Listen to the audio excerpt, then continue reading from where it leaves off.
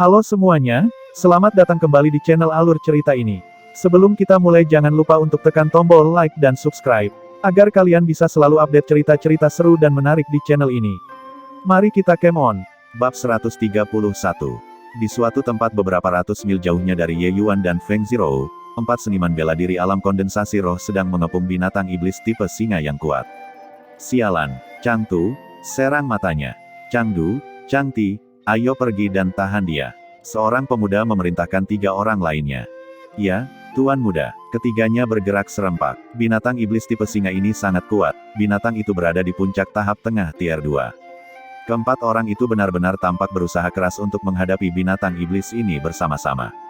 Mengikuti perintah pemuda itu, 3 orang lainnya berkoordinasi dengan sangat baik, mirip dengan satu kesatuan. Changtu melompat dan mendarat di atas kepala binatang iblis mirip singa itu. Binatang iblis itu secara alami tidak akan memberikan kebebasan kepada orang lain untuk mengancamnya, dia mengangkat cakarnya ingin meraih Changtu. Bagaimana mungkin 3 lainnya memberinya kesempatan ini? Serangan yang mirip dengan hujan yang jatuh menghantam perut binatang iblis tipe singa. Bagaimanapun, mereka adalah 3 seniman bela diri alam kondensasi roh tingkat menengah. Tidak peduli seberapa kuat pertahanan binatang iblis ini, dia tidak berani membiarkan serangan semacam ini mengenainya. Tanpa alternatif lain, binatang iblis itu mencabut cakarnya dan berubah dari menyerang menjadi bertahan. Tetapi pada saat ini, Changtu memanfaatkan kesempatan itu dan menghancurkan mata binatang iblis itu menjadi daging cincang. Melihat situasi itu, keempat orang itu sangat gembira. Serangkaian serangan menyerbu binatang iblis itu lagi, langsung mengirimnya terbang keluar. Binatang iblis itu menerima luka berat, dia tidak hanya tidak mundur, tetapi juga mengamuk. Binatang iblis itu meraung keras dan menyerang 4 orang dengan ganas. Hati-hati, ini adalah saat kematiannya. Jangan melawannya secara langsung. Ayo serang dan lari untuk mengeluarkan kekuatannya secara perlahan. Dia tidak bisa bertahan lebih lama lagi. Pemuda itu menginstruksikan. Ya, Tuan Muda. Kenyataannya, ketiga orang ini adalah veteran. Mereka juga tahu apa yang harus dilakukan tanpa instruksi pemuda itu. Tak lama kemudian, binatang iblis itu roboh di tanah. Keempat orang itu menghela nafas panjang lega. Ketika binatang iblis itu mati, keempatnya merosot di tanah terengah-engah tanpa henti. Mereka semua mengalami luka yang tidak ringan. Sial, dihadang oleh binatang iblis ini, kita semakin jauh dari Ye Yuan. Pria muda itu menelan pil obat saat dia menggertakkan gigi karena kesal. Pemuda ini adalah Su Yishan yang berencana untuk membunuh Ye Yuan selama ujian tanpa akhir, sementara 3 lainnya adalah pengikut keluarga Su, trio saudara Chang. Ada banyak orang ketika mereka baru saja memasuki hutan, jadi mereka tentu saja tidak bisa mendekati Ye Yuan saat itu. Tapi siapa sangka Ye Yuan dan Feng Zhou berjalan semakin cepat. Mereka benar-benar tidak dapat mengejar ketinggalan. Bukan karena kecepatan mereka lambat, tetapi karena ada binatang setan yang terus mengganggu mereka di sepanjang jalan. Binatang iblis ini barusan adalah yang paling kuat yang pernah mereka temui. Penundaan itu membuat mereka menghabiskan waktu 2 jam penuh. Tenang, Tuan Muda, serangga bayangan ajaibku telah mengikuti mereka selama ini. Kita akan mengejar mereka pada akhirnya, kata Changtu. Su Yishan menyadari kemampuan pelacakan Changtu. Hanya saja dia merasa sangat kesal. Aku hanya ingin tahu mengapa binatang iblis hanya menyerang kita saat Ye Yuan juga lewat sini. Ini, mungkin juga karena kita kurang beruntung, kata Changtu tidak yakin. Bahkan dengan pengalaman Changtu yang kaya, dia tidak bisa memikirkan alasannya. Keberuntungan. Bukankah keberuntungan mereka terlalu bagus? Kita melacak sampai ke sini, dan tempat-tempat yang mereka lalui tidak menunjukkan jejak pertempuran sama sekali. Artinya, mereka bahkan tidak melalui satu pertempuran pun, sementara kita telah melalui lebih dari selusin perkelahian besar dan kecil. Semakin banyak Su Yishan berkata, semakin marah dia. Akhirnya, pukulan menghantam tanah dengan keras membuat tanah beterbangan. Sungguh sangat menyeramkan. Jalan yang mereka berdua lalui pada dasarnya adalah garis lurus seolah-olah mereka berlari lurus menuju suatu tempat. Tapi di hutan tak berujung, tidak ada yang berani melakukan perjalanan seperti itu. Ada banyak binatang iblis tier 2 peringkat tinggi di sepanjang jalan wilayah ini. Jika mereka secara tidak sengaja mengejutkan mereka, jika mereka tidak mati kemungkinan terkecil mereka akan terluka parah. Changtu juga merasa sangat tertekan. Betul, jangan bilang kalau semua binatang iblis itu buta dan tuli sama sekali tidak bisa merasakan kehadiran Ye Yuan. Pada tingkat ini, kita akan kelelahan sampai mati oleh binatang iblis ini sebelum menemukan mereka. Su Yishan berkata dengan kebencian yang kuat. Awalnya, dia berpikir bahwa membunuh Ye Yuan di hutan tak berujung adalah hal yang sangat sederhana. Dia tidak berpikir bahwa itu akan penuh dengan masalah sekarang. Semakin jauh mereka pergi, semakin kuat binatang iblis itu. Melanjutkan perjalanan dalam garis lurus seperti ini jelas tidak mungkin. Mereka harus menghindari wilayah binatang iblis yang kuat itu dan memutar jalan. Tapi dengan cara ini, kapan mereka bisa menemukan Ye Yuan dan rekannya? Sebelum datang, Su Yubai sudah memberitahunya bahwa hutan tak berujung adalah yang terbaik sekaligus kesempatan terakhir untuk melenyapkan Ye Yuan.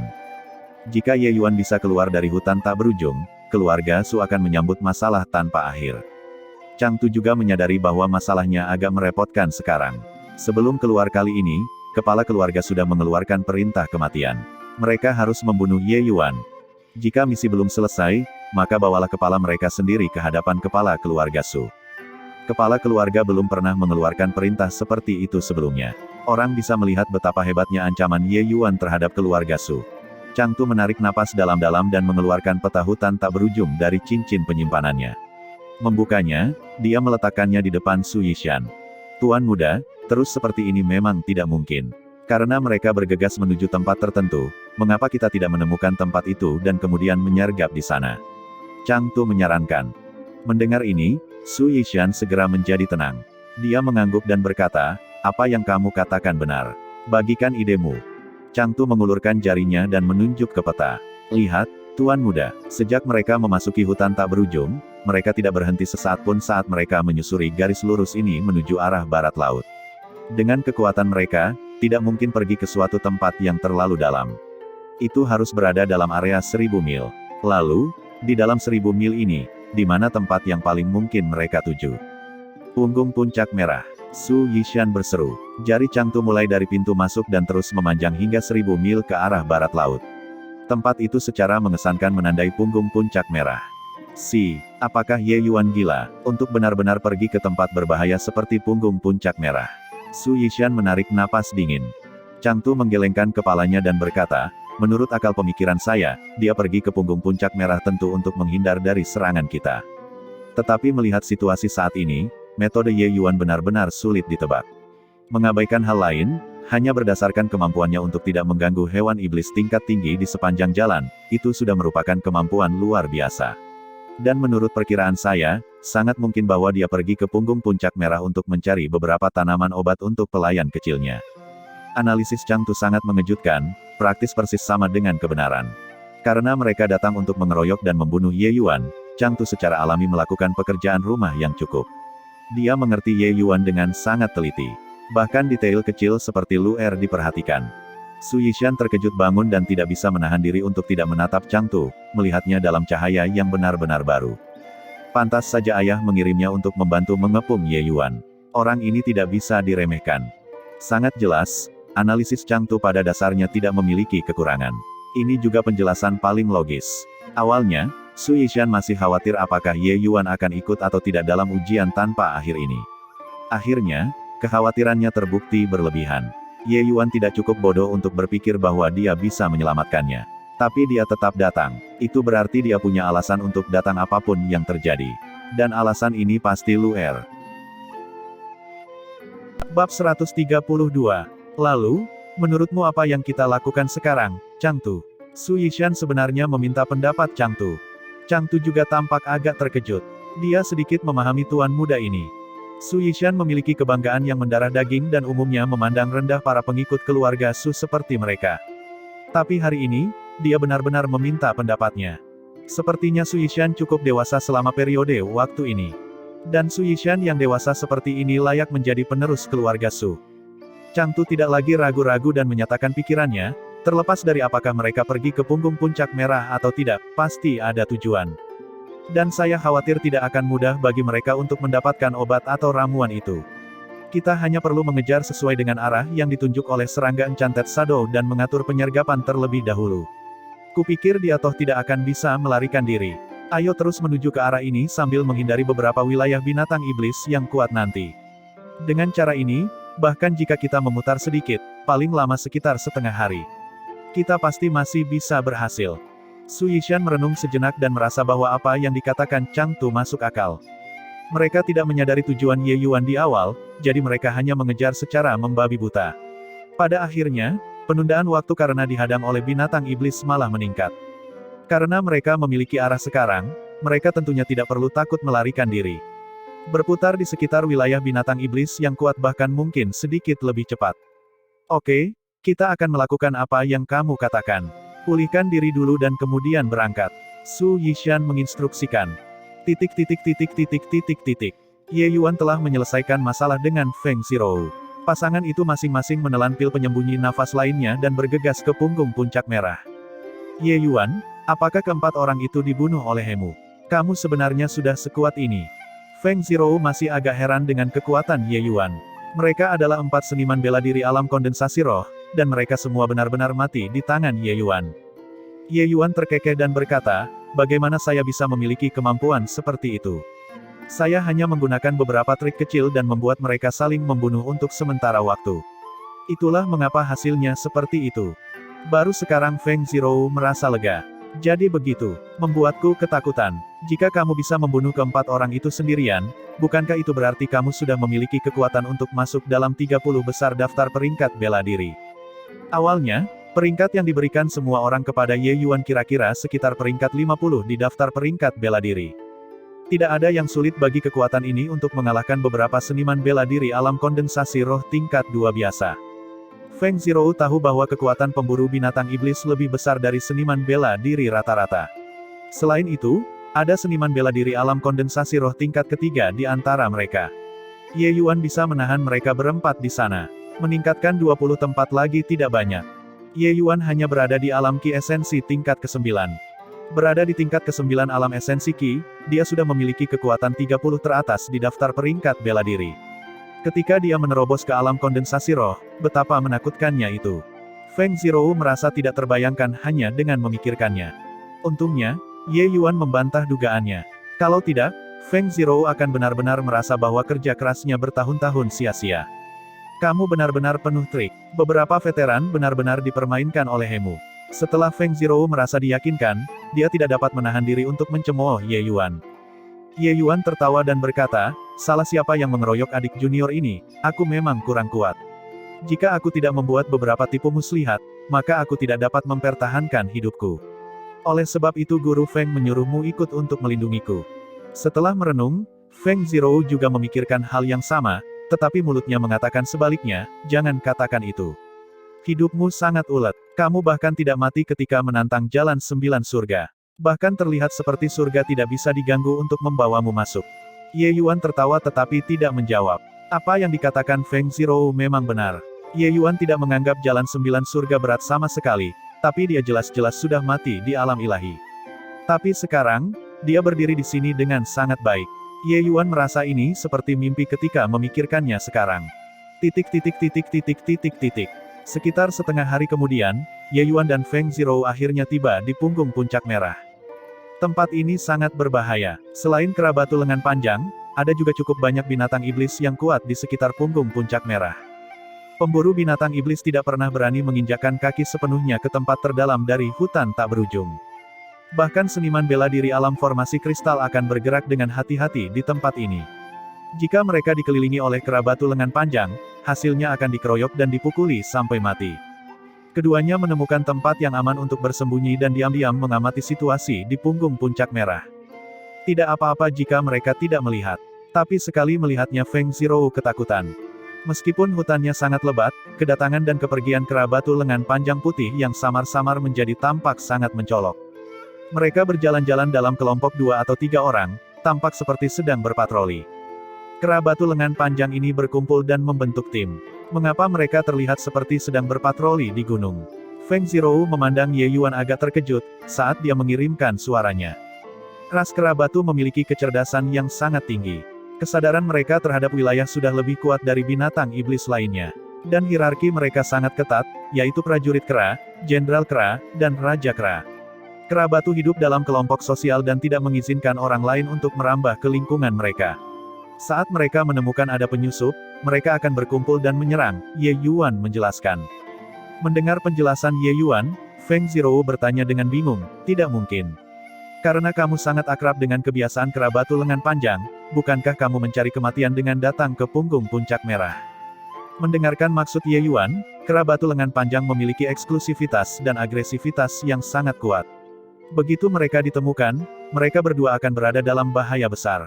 Apa yang disebut prajurit kera, jenderal kera, dan raja kera dari kera batu lengan panjang, masing-masing sesuai dengan tingkatan tier 1, tier 2, dan tier 3. Lupakan jenderal kera dan raja kera, hanya beberapa puluh ribu prajurit kera sudah bisa menenggelamkan mereka dengan mengeroyok mereka.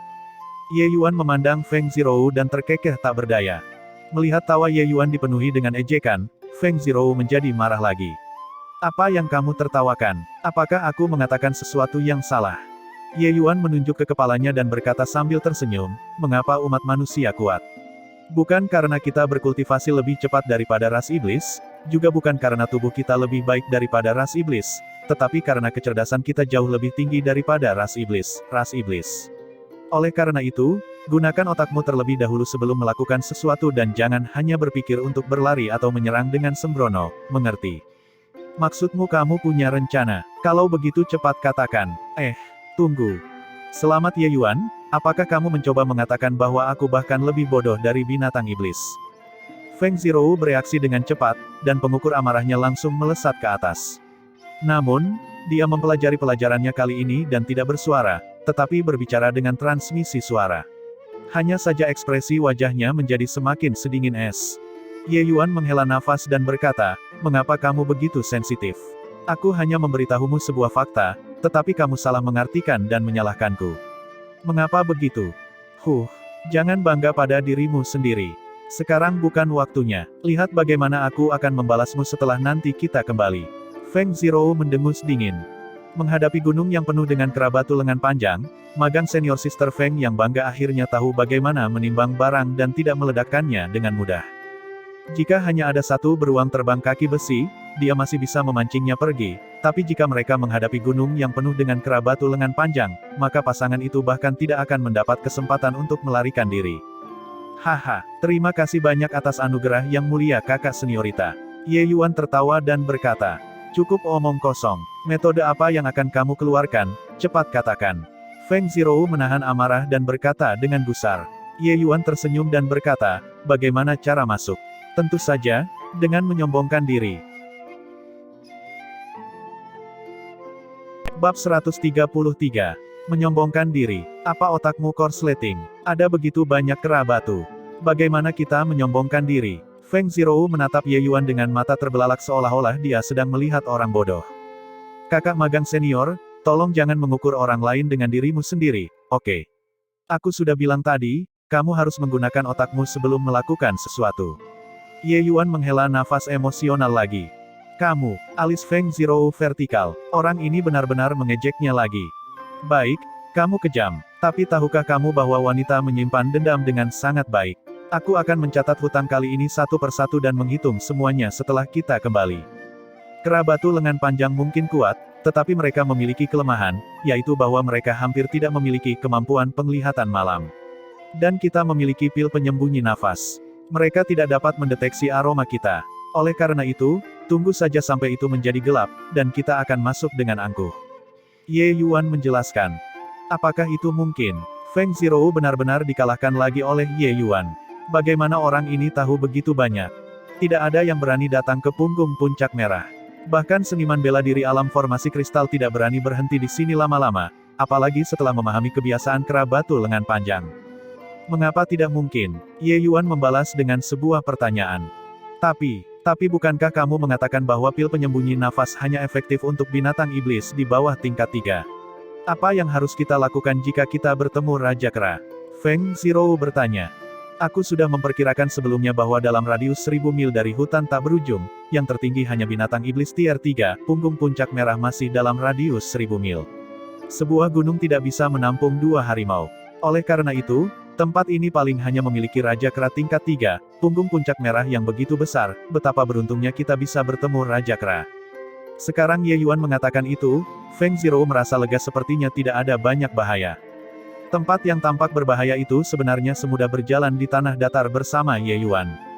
Tentu saja, itu hanya seperti berjalan di tanah datar untuk Ye Yuan. Jika itu adalah orang lain, mereka tidak akan tahu bagaimana cara menyempurnakan pil penyembunyian nafas dan hanya akan mencari malapetaka dengan datang ke sini. Orang ini benar-benar monster. Sepertinya tidak ada yang bisa membuatnya bingung. Feng Zhou juga merupakan individu yang angkuh dan sombong. Dia selalu merasa benar dan tidak mau tunduk. Tidak tahu mengapa dia berharap beberapa situasi akan terjadi nanti di atas sini. Siapa yang memintamu untuk berlaga sok tahu? Malam gelap tanpa bulan. Angin sepoi-sepoi membuat dedaunan berdesir saat dua sosok perlahan menuju punggung puncak merah. Binatang iblis memiliki vitalitas yang lebih besar daripada manusia, mereka tidak kenal lelah. Saat ini, tengah malam, dan sebagian besar kera batu lengan panjang kembali ke gunung untuk beristirahat. Secara alami tidak akan seperti siang hari di mana bayangan kera banyak sekali. Kemampuan penglihatan malam seniman bela diri manusia cukup kuat. Meskipun mereka tidak memiliki jangkauan yang sama seperti siang hari, melihat sesuatu dalam radius kecil tetap tidak menjadi masalah. Selain itu, seiring dengan naiknya ranah kultivasi, bukan saja energi esensi di tubuh seniman bela diri yang akan menjadi lebih besar, tapi kemampuan penglihatan malam dari seniman bela diri juga akan menjadi semakin kuat. Feng Zhou dan Ye Yuan berjalan menuju gunung dengan santai karena takut mengganggu kera batu berlengan panjang. Di punggung puncak merah sangat besar. Di mana kita mencari Crimson Soul Grass? Feng Zhou tiba-tiba mentransmisikan suaranya dan bertanya. Puncak. Ye Yuan hanya mengatakan dua kata. Apa? Kemungkinan besar Raja Kera itu ada di puncak. Feng Zhou hampir mengeluarkan suara. Mengapa tempat ini disebut punggung puncak merah? Mengapa ramuan obat disebut Crimson Soul Grass? Tolong gunakan otakmu, oke? Ye Yuan berkata dengan marah. Wanita ini sama sekali tidak berguna selain meributkan setiap hal kecil. Menjadi tidak berbudaya benar-benar menakutkan. Melihat Feng Zhou masih dengan pandangan kosong, Ye Yuan hanya bisa menjelaskan, tempat ini disebut punggung puncak merah karena lumpur di puncak berwarna merah tua. Lumpur semacam itu disebut Crimson Siang Soil, salah satu dari sangat sedikit tanah yang bisa membiarkan Crimson Soul Grass. Namun, jumlah Crimson Siang Soil di punggung puncak merah ini juga tidak banyak. Hanya sepetak kecil di puncak. Oleh karena itu, bagi kita untuk mendapatkan Crimson Soul Grass, kita harus pergi ke puncak. Feng Zhou juga tidak tahu harus berkata apa. Ye Yuan ini seperti ensiklopedia. Dia tahu segalanya. Hanya dia dengan pengetahuan yang begitu luas dan mendalam yang berani menerobos ke punggung puncak merah ini dengan kultivasi alam esensi Qi. Bagaimana jika kita bertemu dengan Raja Kera di puncak? Apa yang harus kita lakukan?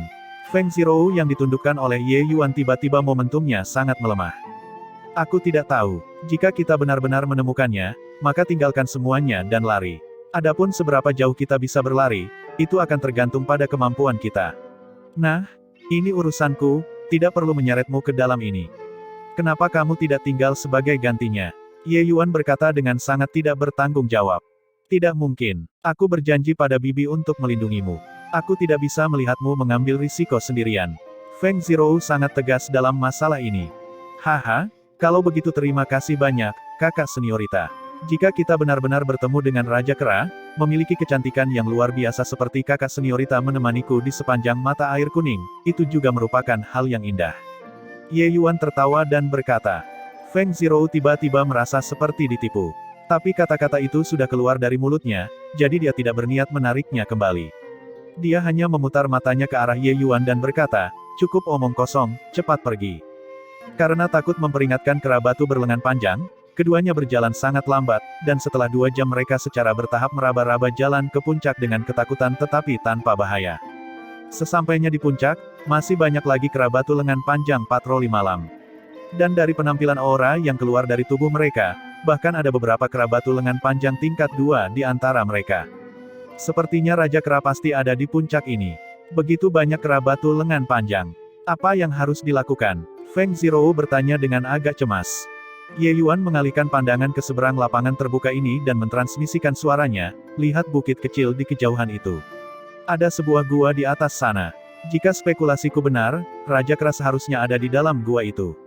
Di seluruh puncak, tempat dengan tanah Crimson yang paling tebal ada di bukit kecil itu. Rumput jiwa Crimson seharusnya ada di sana. Ah, bukankah itu sangat berbahaya? Saat ini, kita berada di puncak. Saat kita ditemukan oleh Raja Kera, maka kita bahkan tidak akan memiliki kesempatan untuk melarikan diri. Feng Zhou berkata dengan cemas. Ini memang cukup berbahaya. Tapi aku juga harus pergi tidak peduli betapa berbahayanya itu. Tanpa rumput jiwa merah, Luer pasti tidak akan berhasil. Melihat Ye Yuan mempertaruhkan nyawanya untuk seorang pelayan, Feng Zhou juga sangat tersentuh. Pria yang penuh kasih sayang dan setia, benar-benar tidak banyak di dunia ini. Biasanya, Ye Yuan tampak kurang ajar dan sembrono. Tapi, di saat krisis, dia sangat bisa diandalkan. Lalu, apa yang harus kita lakukan? Feng Zhou menghilangkan kegugupannya dan memutuskan untuk bekerja sama dengan Ye Yuan untuk memanen rumput jiwa merah. Ye Yuan mengamati sebentar dan kemudian berkata, "Pernahkah kamu memperhatikan bahwa tidak ada kera batu berlengan panjang yang berpatroli di sekitar bukit kecil itu?" Feng Zhou melihat ke arah bukit kecil itu dan menemukan bahwa memang betul kata Ye Yuan. Di belakang bukit kecil itu ada tebing. Kita akan berputar ke sana dan memanjat tebing itu. Selama kita tidak mengejutkan Raja Kera, kemungkinan kita kabur masih sangat besar, kata Ye Yuan. Bisakah ini berhasil? Kita harus melewati gua itu jika kita mendaki dari tebing. Aku tidak terlalu peduli lagi. Pada titik ini, kita hanya bisa mengambil kesempatan kecil dan mencobanya. Tak lama lagi, pagi akan tiba. Begitu fajar tiba, kita akan memiliki lebih sedikit kesempatan. Ye Yuan mengambil keputusan.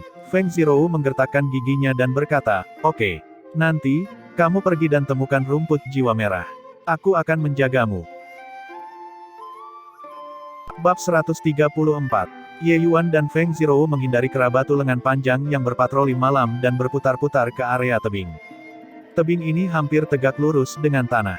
Jarak dari puncak tebing ke tempat dia dan Ye Yuan berdiri setinggi 1000 kaki. "Ye Yuan, tebing ini sangat tinggi. Bisakah kamu melakukannya?" tanya Feng Zhou dengan rasa khawatir pada Ye Yuan. Mendaki ketinggian sepenuhnya berbeda dengan menggunakan teknik gerakan di tanah datar. Saat seseorang naik ketinggian, mereka harus melepaskan gravitasi dari bumi. Menggunakan teknik gerakan memiliki beban yang besar pada para seniman bela diri. Bahkan jika itu adalah seniman bela diri alam formasi kristal, mereka juga tidak bisa melayang di langit. Seniman bela diri alam kondensasi roh masih memiliki keuntungan. Tapi itu praktis tidak mungkin bagi seniman bela diri alam esensi Qi untuk mendaki tebing 1000 kaki. Pertama, energi esensi seniman bela diri alam esensi Qi tidak tahan konsumsi jarak 1000 kaki. Kedua, teknik gerakan tier 1 tidak cukup untuk mendukung seniman bela diri dalam ketinggian 1000 kaki. Apa maksudmu? Aku bisa melakukannya. Singkirkan kekhawatiran itu. Tentu saja aku bisa, kata Ye Yuan tanpa peduli. Tapi, puncak tebing itu 1000 kaki jaraknya dari kita di sini. Bukankah hanya 1000 kaki saja? Kakak seniorita pergi dulu, aku akan mengikuti. Kita sudah sampai di sini. Aku tidak bisa terus menahan kakak seniorita turun. Ye Yuan tersenyum dan berkata. Bagaimanapun Ye Yuan mengatakannya, terdengar seperti dia berusaha terlalu keras untuk terlihat mengesankan. Jika dia hanya naik setengah jalan dan jatuh karena energi esensinya tidak mampu menopangnya, itu tidak akan menyenangkan. Tebing ini berjarak 1000 kaki penuh dari tanah. Satu salah langkah dan nyawanya dijamin hilang. Benar-benar tidak ada masalah. Feng Zhou bertanya dengan curiga. Tentu saja tidak ada masalah. Kapan aku pernah mengecewakan kakak seniorita sebelumnya? Ye Yuan berkata sambil tersenyum. Feng Zhou memikirkannya. Sepertinya Ye Yuan benar-benar orang aneh dan sepertinya tidak pernah ada yang tidak bisa dia lakukan sebelumnya. Mungkinkah dia benar-benar berhasil? Baik, kalau begitu aku akan bergerak dulu. Feng Zhou mengangguk, dan dia berjingkat ringan, melompat-lompat di tebing. Tubuh Feng Zhou seringan burung layang-layang. Jurang terjal yang tampaknya berada di luar jangkauan mirip dengan berjalan di tanah datar baginya.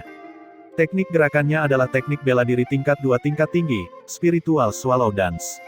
Awalnya terkenal karena gerakan dan kecepatannya yang ringan dan anggun. Sangat cocok digunakan untuk menaklukkan tebing ini. Kemudian dia berjingkat atau sesekali mengetuk dengan sarung pedangnya di tebing. Seluruh tubuhnya melesat ke atas tebing dengan kecepatan ekstrim dan dalam sekejap mata, dia melintasi jarak lebih dari 200 kaki. Namun, semakin tinggi Feng Zhou mendaki, semakin jauh hatinya jatuh. Karena dia tidak bisa merasakan kehadiran Ye Yuan. Feng Zhou tidak bisa merasakan sedikit pun suara dari bawahnya. Apakah Ye Yuan belum bergerak, atau apakah dia sudah jatuh? Feng Zhou benar-benar ingin menengok kepalanya ke bawah untuk melihat apakah Ye Yuan ada di sana atau tidak, tetapi memanjat tebing juga bukan hal yang santai baginya. Bagaimana dia bisa memiliki energi cadangan untuk membungkuk dan mencari Ye Yuan? Jika Ye Yuan masih belum bergerak, mungkinkah dia sengaja mempermainkannya? Mustahil. Tidak mungkin Ye Yuan begitu usil sampai sejauh itu. Apakah dia sudah jatuh? Tetapi bahkan tanpa mengeluarkan suara, semakin imajinasinya menjadi liar, Feng Zhou semakin cemas. Tindakan teknik gerakannya juga menjadi agak tidak menentu. Sementara Feng Zhou gelisah, kakinya terpeleset dan tidak memberikan dukungan. Dalam sekejap, sosok Feng Zhou merosot tajam. Hati-hati, kakak senior. Saat itu, Feng Zhou tiba-tiba menerima transmisi suara Ye Yuan. Ternyata Ye Yuan benar-benar mengikuti di belakangnya selama ini. Tapi saat ini, Feng Zhou sudah tidak punya tenaga untuk memakai kekuatan tangannya, kemudian dia berniat menggunakan pedangnya untuk membantu memanjat tebing. Tapi dengan begitu, suara pedang menghunjam tebing pasti akan mengeluarkan suara yang memekakkan telinga. Seluruh gunung yang penuh dengan kera batu lengan panjang akan terkejut. Bahkan jika mereka bisa menaiki tebing, mereka juga tidak akan bisa lolos dari kematian. Oleh karena itu, dalam sekejap, Feng Zhou menyerah untuk bertahan lebih lama, dia sendiri sudah kehabisan energi dan membiarkan dirinya jatuh dari tebing. Dia memutuskan untuk melihat Ye Yuan sebelum meninggal. Setelah dia meninggal, mungkin tidak akan ada orang yang terus bertengkar dengannya lagi. Namun, dia tidak berhasil melihat Ye Yuan, karena ketika dia baru saja meluncur sekitar 20 kaki atau lebih, dia merasakan telapak tangan dengan ringan menahan dari bawah kakinya, dan melontarkan tubuhnya kembali. Dukungan inilah yang memungkinkan tubuhnya untuk kembali ke jalur yang benar sekali lagi. Kakak senior, kamu naik dulu naik. Aku akan mengikuti setelahnya. Praktis pada saat yang sama, Ye Yuan mentransmisikan suaranya. Feng Zhou tahu bahwa ini adalah Ye Yuan yang menyelamatkannya. Tetapi, setelah mengalami dampak seperti itu, bisakah Ye Yuan masih bertahan? Dia bahkan bisa mendengar suara angin yang bertiup kencang saat Ye Yuan turun dengan tajam. Tidak tahu mengapa, Feng Zhou memiliki dorongan untuk menangis saat ini. Namun, dia tahu bahwa dia tidak bisa menyia-nyiakan kesempatan ini. Ye Yuan mempertaruhkan nyawanya. Oleh karena itu, jari kakinya mengetuk ke bawah, menggunakan momentum untuk melakukan tarian walet spiritual, dan menaiki tebing dengan cepat. Feng Zhou dengan paksa mengusir semua pikiran di kepalanya dan memusatkan pikirannya untuk memanjat tebing. Bagi Feng Zhou dengan membuang pikirannya yang mengganggu, mendaki jurang 1000 kaki ini bukanlah hal yang sulit. Tak lama, Feng Zhou melihat puncak tebing. Jari kakinya mengetuk tebing untuk terakhir kalinya, dan seluruh tubuhnya terbang ke atas tebing seperti burung layang-layang. Tetapi pada saat ini, Feng Zhou tidak memiliki sedikit pun kegembiraan dari menaklukkan tebing. Dia merosot ke tanah, hatinya terasa seperti pisau berputar. Feng Zhou, ini semua salahmu. Kamu menyebabkan Ye Yuan mati. Feng Zhou terisak pelan tapi tidak berani bersuara. Dia menggunakan tangannya untuk menutupi mulutnya saat dia hanya kejang di sana. Air mata mengalir turun dari sudut matanya dan melayang menuruni tebing bersama angin. Feng Zhou, yang seharusnya mati adalah kamu. Kenapa kamu masih hidup sekarang, tapi Ye Yuan sudah mati? Feng Zhou, mengapa kamu tidak bersikap lebih baik kepada Ye Yuan secara normal? Dia jelas banyak membantumu, tetapi mengapa kamu tidak bisa menelan harga diri untuk mengucapkan terima kasih? Ye Yuan, maafkan aku. Feng Zhou terus menyalahkan dirinya sendiri di dalam hatinya, tetapi dia tahu bahwa Ye Yuan tidak akan pernah mendengarnya. Meskipun suara Ye Yuan menyampaikan sebelumnya bahwa dia akan mengikuti setelahnya, Feng Zhou tahu bahwa Ye Yuan pasti hanya mengatakan itu untuk menghiburnya. Di bawah pengaruh jatuhnya dia dari tebing, Ye Yuan tidak mungkin memiliki peluang untuk bertahan hidup.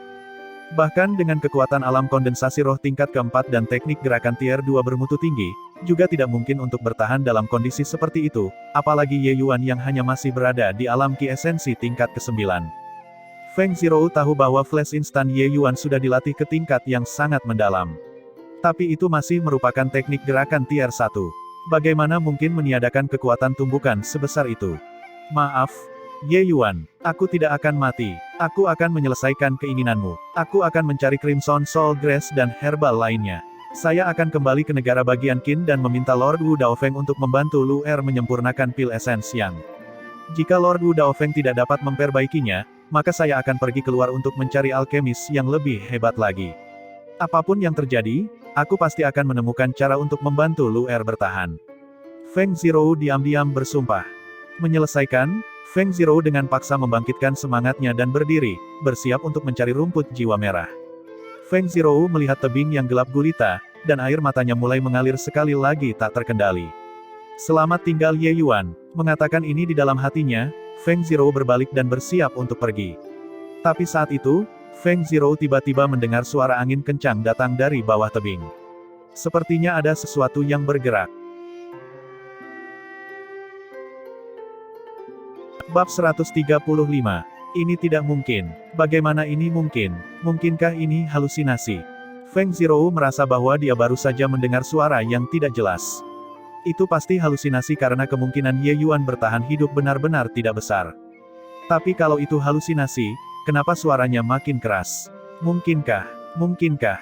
Saat Feng Zirou benar-benar linglung, sesosok tubuh melesat dari tebing yang gelap gulita. Melihat sosok itu, Feng Zirou tertegun saat air mata keluar dari matanya. Hebat, dia baik-baik saja. Dia benar-benar baik-baik saja, teriak Feng Zirou di dalam hatinya. Kakak senior, aku. Suara Ye Yuan hanya mentransmisikan beberapa kata sebelum menyadari sosok biru muda menerkam dan memeluknya. Aroma samar itu masuk ke hidungnya, tanpa sadar mengguncang pikiran Ye Yuan.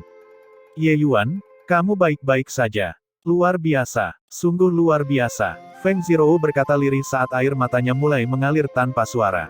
Perasaan memegang kecantikan dalam pelukan seseorang benar-benar sesuatu yang diinginkan semua pria.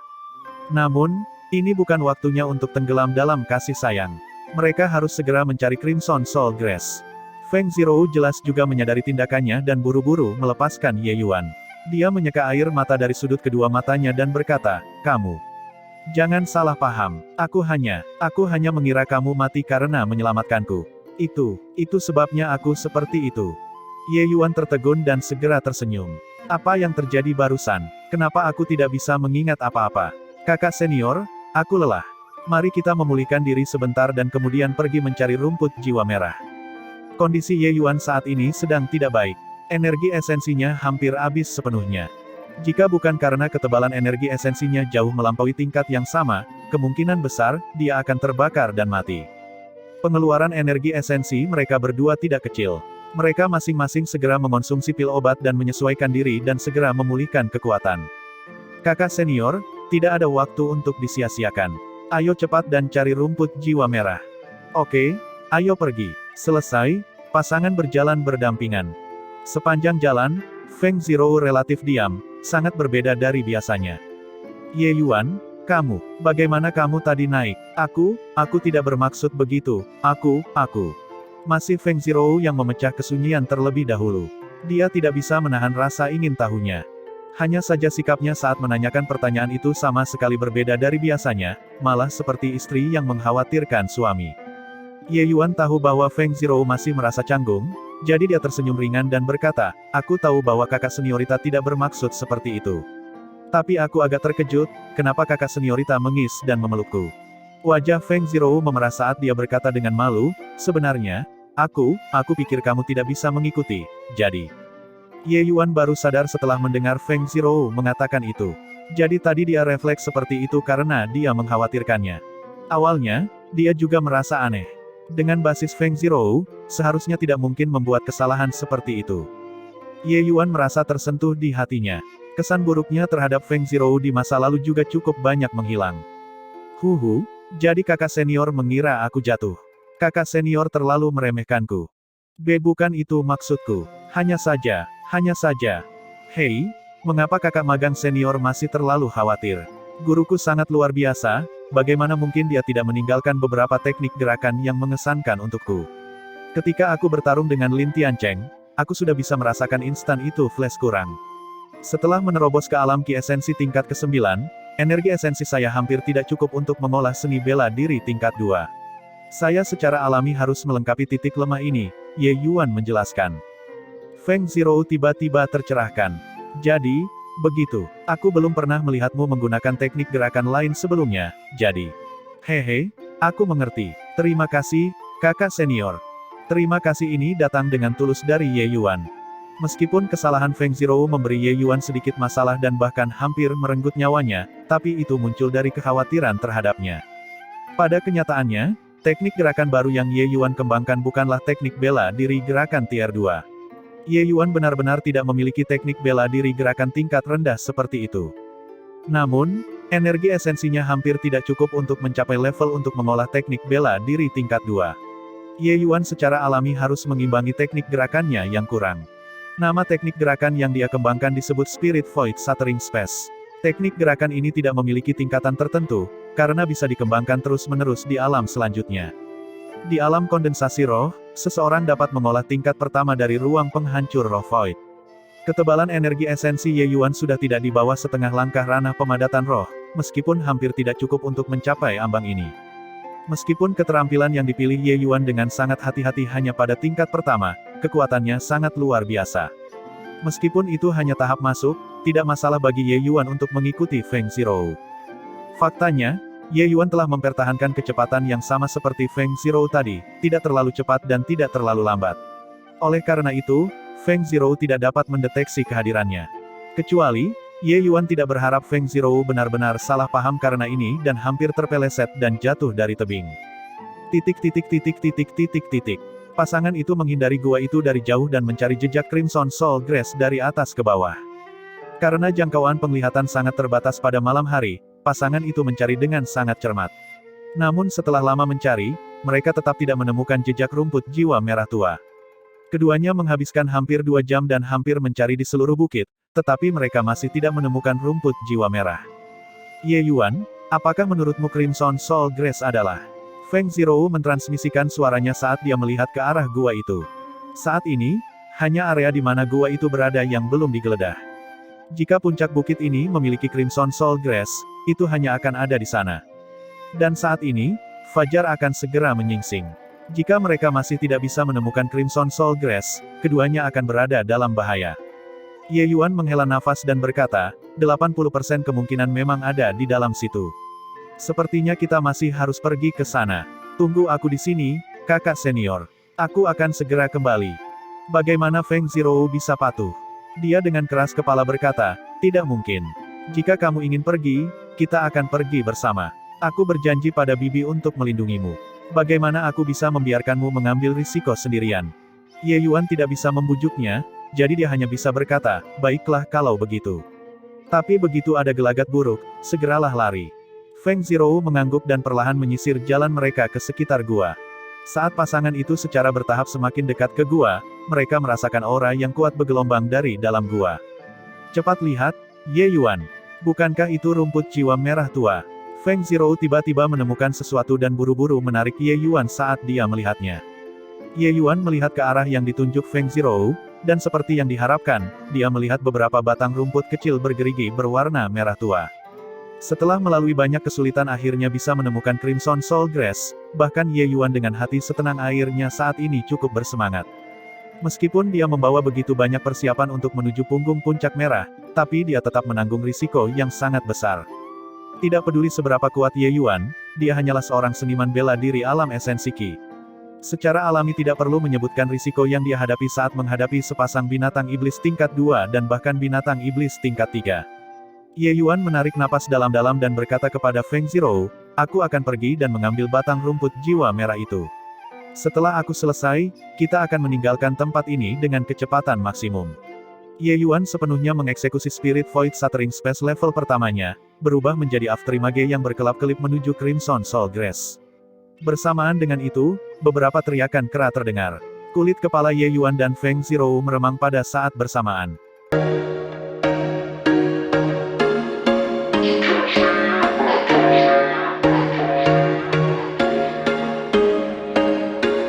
There was once a day that I would pray for you. I'd go and misbehave just so you'd notice too. Sneaking looks up and down from across the room. And damn, what a hell of a